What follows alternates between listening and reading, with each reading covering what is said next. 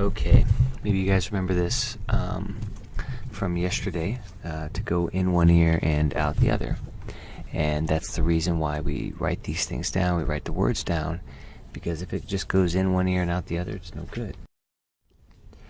The plot, the story is, the story's okay, but the plot is, I think that's more Americans use that too. If someone says, hey, I speak French, I speak this language, I like to ask, well, what do you mean by speak? And if they say, like, well, I can tell you the plot, the story of Gone with the Wind, that's a good level of speaking, because you're speaking for 3 and 4 minutes, right? We also talked about this because some of you guys have a graduate degree, a master's degree, maybe because you went to the Air Force Academy.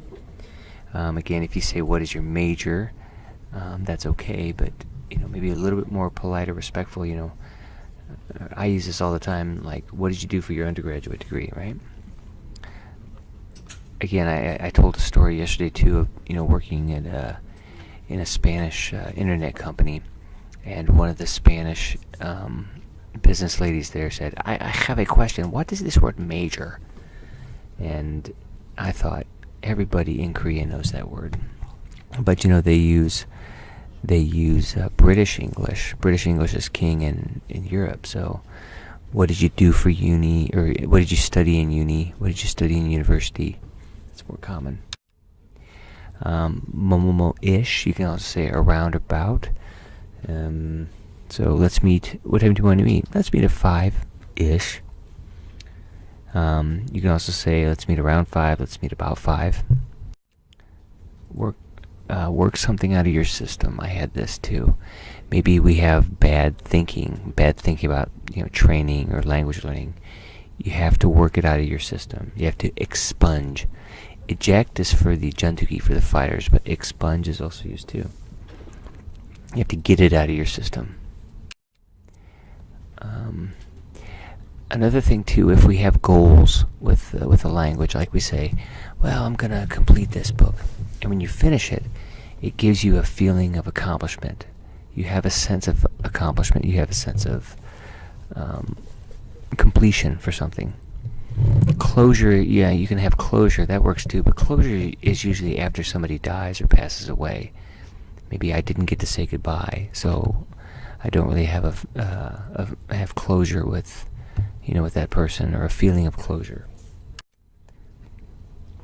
Okay, I think that you might have missed me. Remember yesterday I was handing out the master vocabulary list, and I think I forgot Dehi.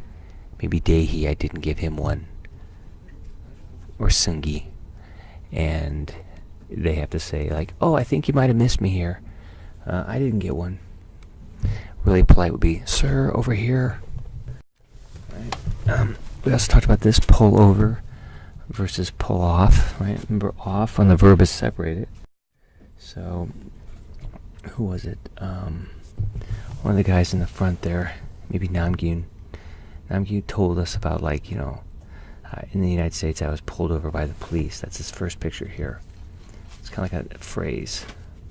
But pull off, if they tell you, like the police in the United States will say, hey, pull off to the side of the road, right? They can also say pull over. But both phrases are okay. But pull over, the first meaning is like this, this police here. So you go home and say, I got pulled over yesterday. Oh. And then again, I had this picture of, in one ear and out the other.